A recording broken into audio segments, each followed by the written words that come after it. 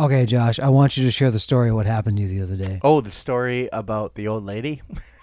Yes, And some people might think this is going to be a awesome story, and some people might think it's going to be a sad story.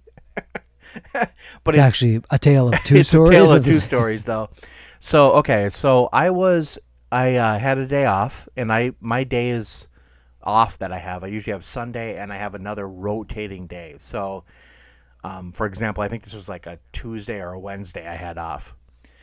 And I decided, you know what? I'm gonna go to Goodwill tomorrow morning before I went to bed for the night. So I just woke up and I didn't take a shower, nothing, and I was looking a little frazzled anyway, because my beard was going a little nuts, and my hair was going nuts.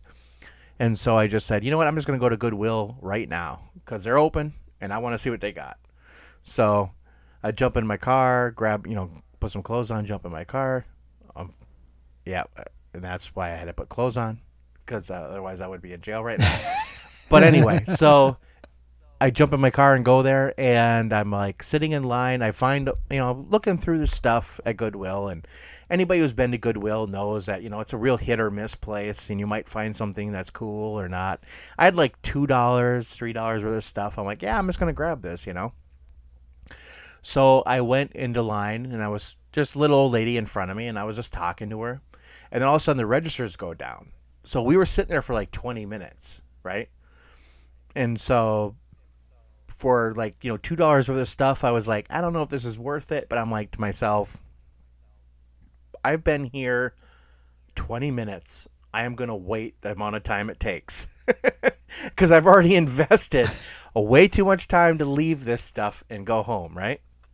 You're in it to win it. Yeah, I I'm in know. it. I'm in it. I'm in. So, as my friend would say, one of my good friends would say, I'm in.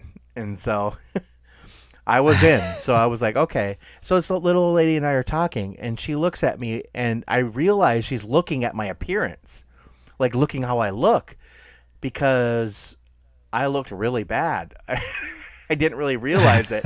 And she goes to me, she goes, "Do you have a job?" And I'm like, "Yes, I have a job, actually."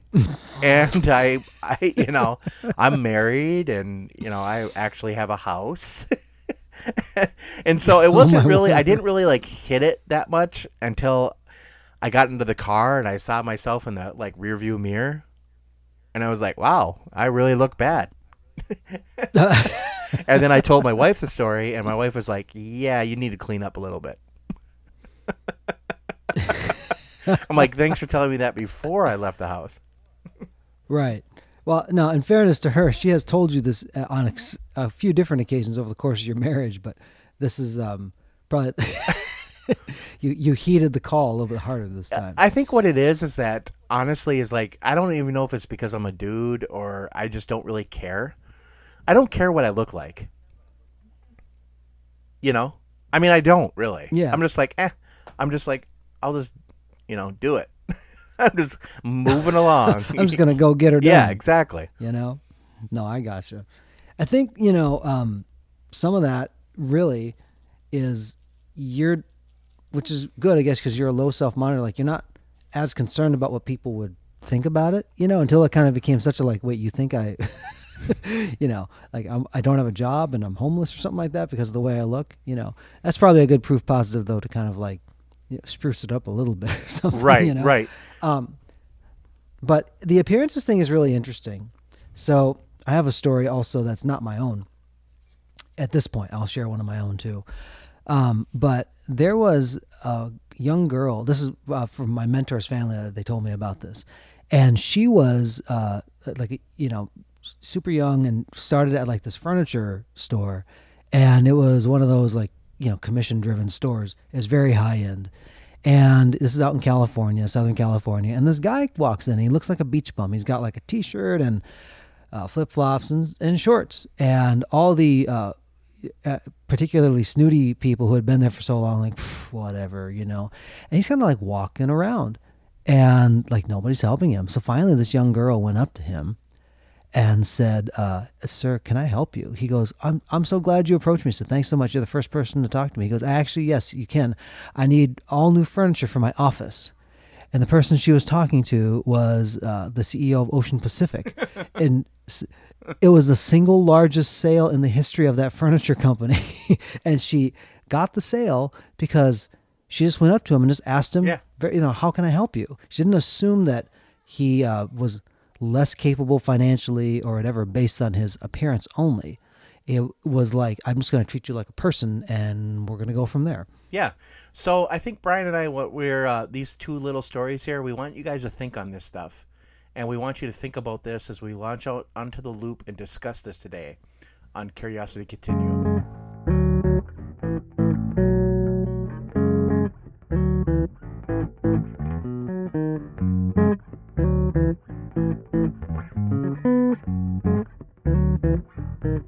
Hey everybody, this is Brian. And this is Josh. Thank you for joining us today on Curiosity Continuum. For those of you tuning in for the first time, Curiosity Continuum is a podcast and movement started by two lifelong friends who want to spark your curiosity, help you integrate information, and enhance your everyday contextual awareness in a constantly changing world by sharing conversations with you that explore, examine, and reframe common practical topics. If you want to receive updates, and we really hope that you do, when new content is available, please hit the subscribe button on your favorite podcast app so you can receive those notifications.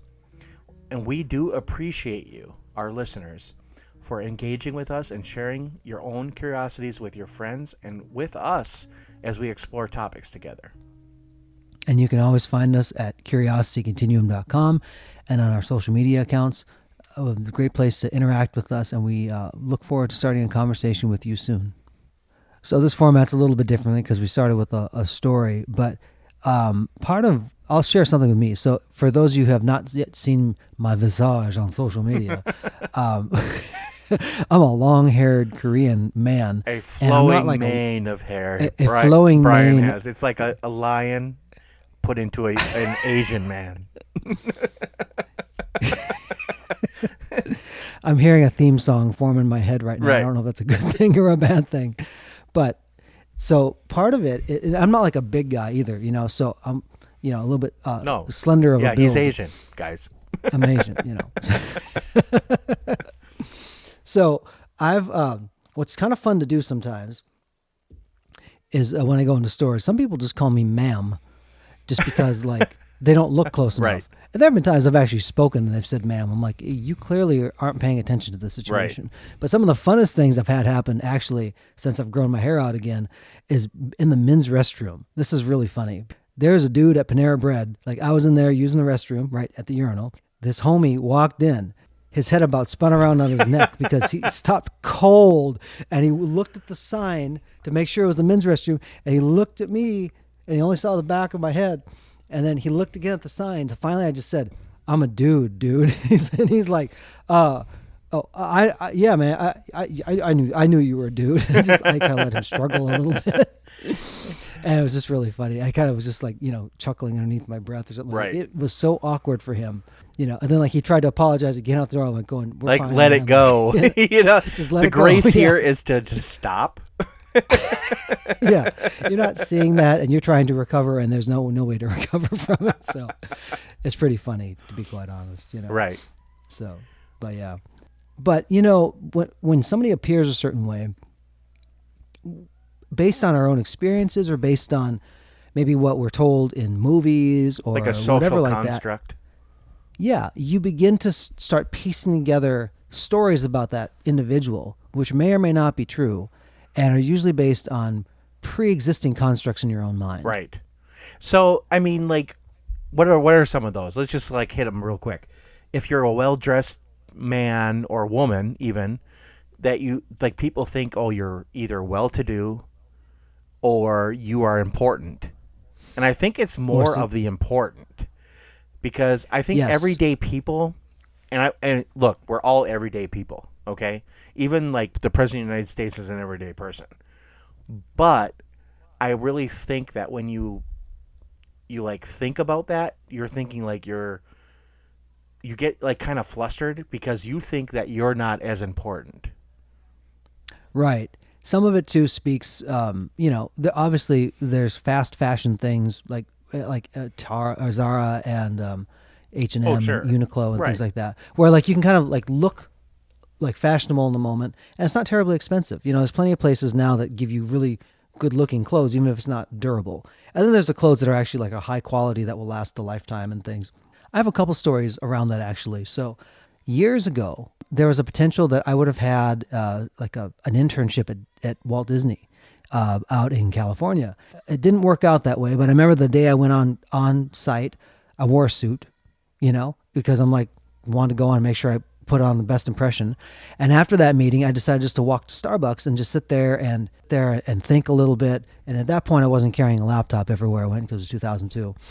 You'd be Right. amazed at the amount of people that came up to me and treated me different because I was wearing a suit in a Starbucks next to Disney. I mean, they must have thought like I was some young hotshot, something or other. And I didn't have any credits to my name. It's Right. like, why would you do that? But they treated you different because all of a sudden, like, you had that.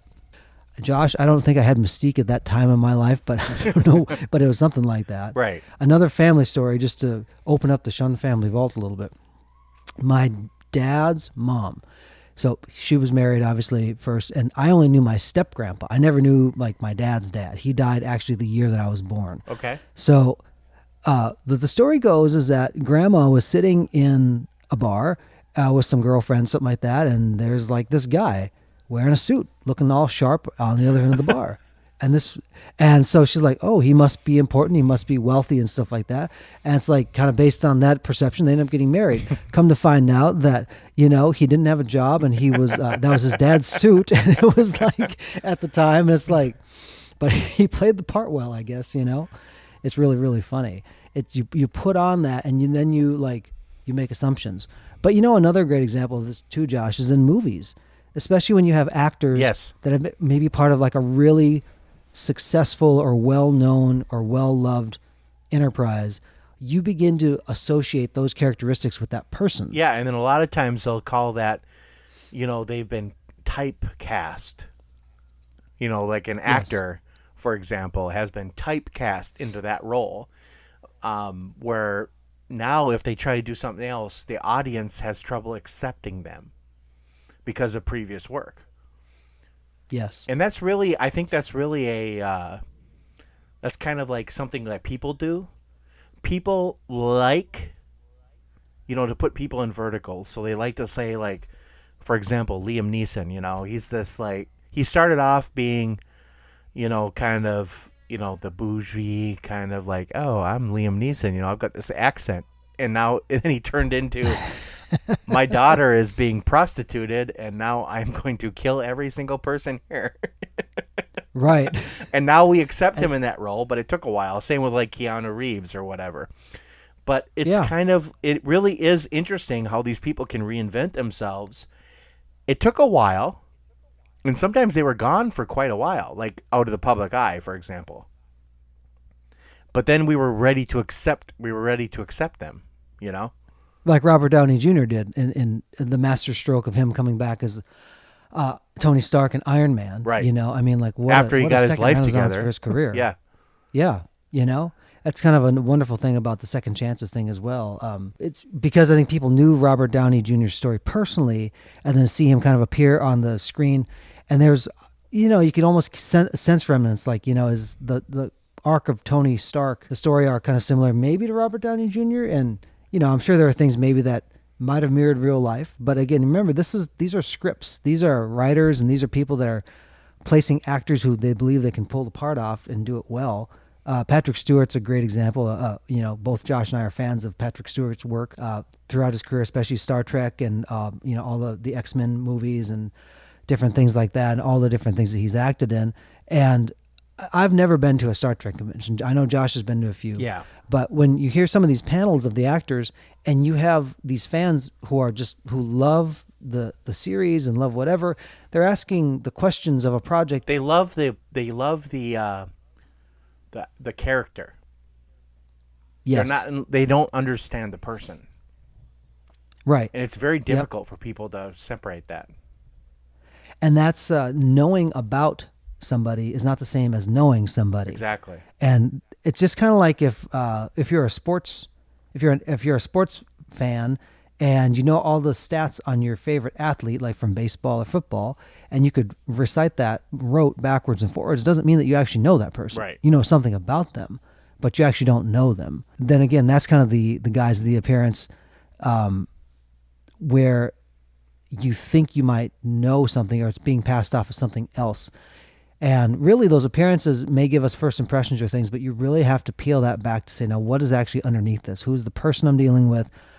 What's the story? What's the situations along with that? Because something can look potentially like not good or whatever, and it could be fine. Right. Sometimes, as we know, we've all experienced, something looks shinier and better than it is, and it ends up being a dumpster fire in the end. Right. So that's the challenge, right? I mean, the challenge is to take your preconceived notions and put them to the side. Right. I think with that too, it's also representing ourselves in a way that is, I'll put it this way. Everybody, I think, wants to be their best self, but I think also to realize, like you as a person, that you have an air about you, whatever like that, and it varies depending on social situations or something. And just remember, like, as you become more and more prominent, like a public figure, everything you do is going to become amplified for better or worse. Right. It's like the appearance of those things kind of come alongside. You start to get these really weird stories that appear in the news or whatever that aren't really true. But again, it's because the masks that people wear or the masks that we assign to people, we have to understand that that's not really truly what's going on. And we should all spend time to kind of figure out how each other really is. Right. And not make first blush judgments based on appearance.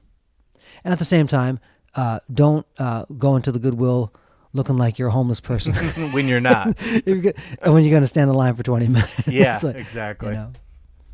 So, Josh, what do you think? Is it a good place to put a comma in the conversation I here? think so. All right. Well, until next time, this is Brian This is Josh. for Curiosity Continuum.